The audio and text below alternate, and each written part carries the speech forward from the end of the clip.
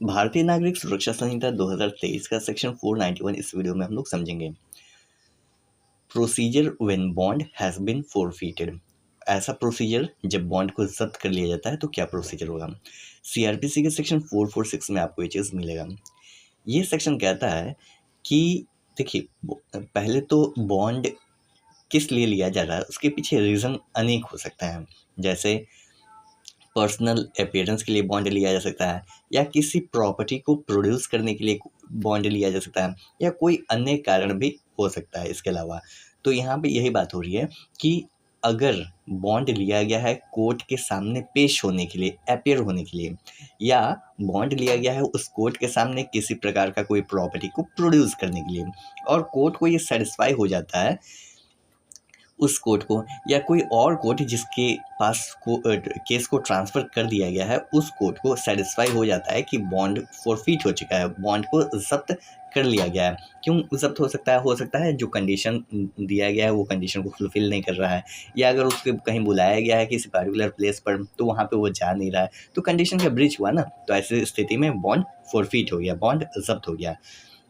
या कह रहा है और और in respect of any other bond, कोई भी other bond appear personal appearance के लिए, या प्रॉपर्टी को प्रोड्यूस करने के लिए, या कोई भी अदर रीज़न वाला बॉन्ड अगर फोरफीट होता है और कोर्ट को के सामने ये सेटिस्फाई हो जाता है कि उसने, कोर्ट कौन सा हो सकता है, कोर्ट एक वो हो सकता है satisfaction of the court by which the bond was taken, जिस कोर्ट के द्वारा बॉन्ड लिया गया है वो कोर्ट, या वो कोर्ट जिसके पास ट्रांसफ़र किया गया हो, या judicial magistrate of the first class वाले कोर्ट को ये सेटिस्फाई हो जाता है कि बॉन्ड फोरफीट हो चुका है।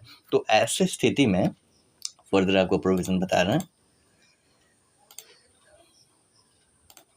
ऐसी स्थिति में कोर्ट रिकॉर्ड करेगी ग्राउंड्स कि क्या प्रूफ उसके पास आया है, क्यों जो बॉन्ड है वो फॉरफिट किया गया है, उसे उस प्रूफ को कोर्ट रिकॉर्ड करेगी और उस पर्सन को बुलाया जाएगा, सो दैट वो पर्सन पेनल्टी दे कि बॉन्ड को जब्त कर लिया गया है, फॉरफिट कर लिया गया है, तो उसके कंटेक्स्ट में पेनल्टी देना पड़ेगा। अगर पेनल्टी नहीं दे रहा है तो वो शो कॉज देगा कि रीज़न बताना पड़ेगा कि क्यों पेनल्टी नहीं देना है।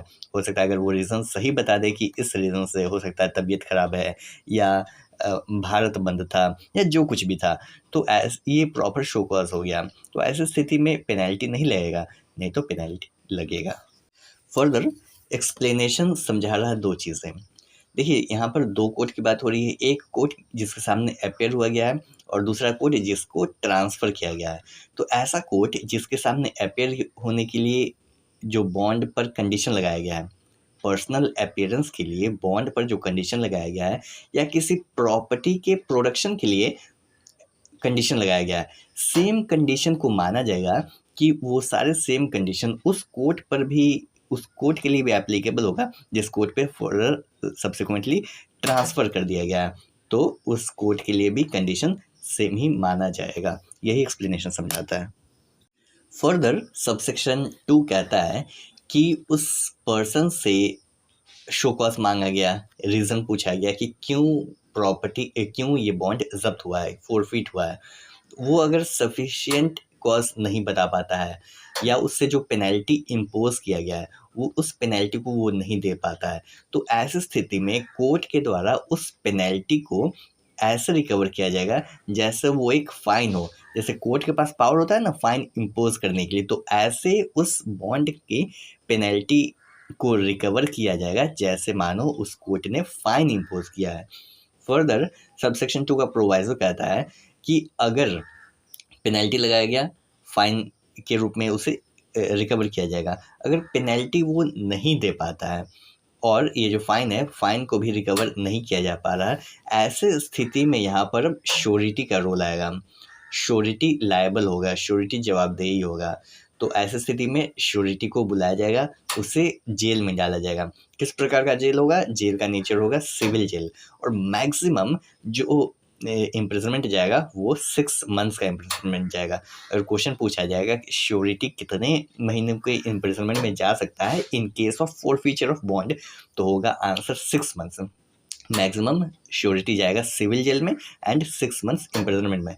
फर्दर सबसेक्शन 3 कहता है कि अगर कोर्ट को अप्रोप्रिएट लगता है तो उस पेनल्टी के कुछ पोर्शन को खत्म भी कर सकती है और कहेगी कि नहीं बस तुम्हें बस इतना ही, एक पार्ट ही कुछ हिस्सा ही देना है। और क्यों वो खत्म कर रही है उसके लिए कुछ रीज़न, जो भी रीज़न होगा उस रीज़न को रिकॉर्ड करना पड़ेगा। अपने मर्जी से कोर्ट कुछ भी नहीं कर सकती है, कोई भी होता है रीज़न से ही चलता है। फर्दर सबसेक्शन 4 कहता है कि मान लेते हैं यहाँ पर ये जो फाइन पेनल्टी लगाया गया, फाइन के रूप में उसे रिकवर किया जाएगा। अगर फाइन नहीं दे पा रहा है, इस पेनल्टी को नहीं दे पा रहा तो श्योरिटी लायबल होगा। अगर मान लेते हैं श्योरिटी की मृत्यु हो जाती है, अगर श्योरिटी उस बॉन्ड को जब्त होने से पहले ही श्योरिटी की मृत्यु हो जाती है, तो ऐसी स्थिति में जो श्योरिटी का स्टेट होगा, श्योरिटी का जो प्रॉपर्टी होगा वो लायबल नहीं होगा। वो जो स्टेट होगा, श्योरिटी अगर मर जाता है, मृत्यु हो जाती है, डेथ हो जाती है, तो ऐसे स्थिति में जो श्योरिटी का स्टेट है, प्रॉपर्टी है, वो डिस्चार्ज हो जाएगा हर प्रकार की लायबिलिटी से। हर प्रकार की लायबिलिटी किस कंटेक्स्ट में? उस बॉन्ड के कंटेक्स्ट में, अदर कंटेक्स्ट में नहीं। अगर श्योरिटी का लायबिलिटी उसके क्रेडिटर्स के टूवर्ड्स है तो वो अलग चीज़ है, उसके लिए तो प्रॉपर्टी लायबल होगा। लेकिन बॉन्ड के कंटेक्स्ट में जहाँ तक बात आ रही है, तो बॉन्ड के कंटेक्स्ट में उस श्योरिटी की जो स्टेट होगी, प्रॉपर्टी होगी, वो डिस्चार्ज हो जाएगी।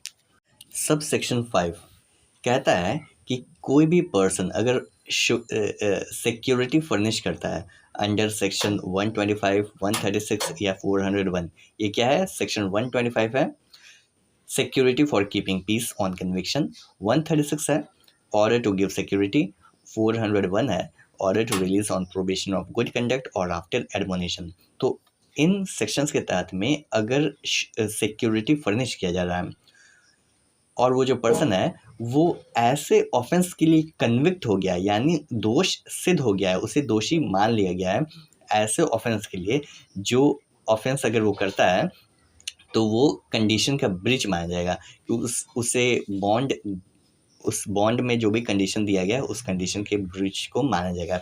या अगर बॉन्ड एग्जीक्यूट किया गया है, 494 सेक्शन 494 है bond required for from child, तो सेक्शन 494 के बॉन्ड के तहत में अगर कोई बॉन्ड एग्जीक्यूट किया गया है तो उसे भी माना जाएगा कि ब्रीच हुआ है। अगर कोई ऐसा ऑफेंस कमिट करता है, ऐसा ऑफेंस के लिए कन्विक्ट हो चुका है जिसका कंडीशन जिसको माना जाएगा कि बॉन्ड का जो पहले बॉन्ड मिल चुका है उस बॉन्ड के कंडीशन का ब्रीच हुआ है।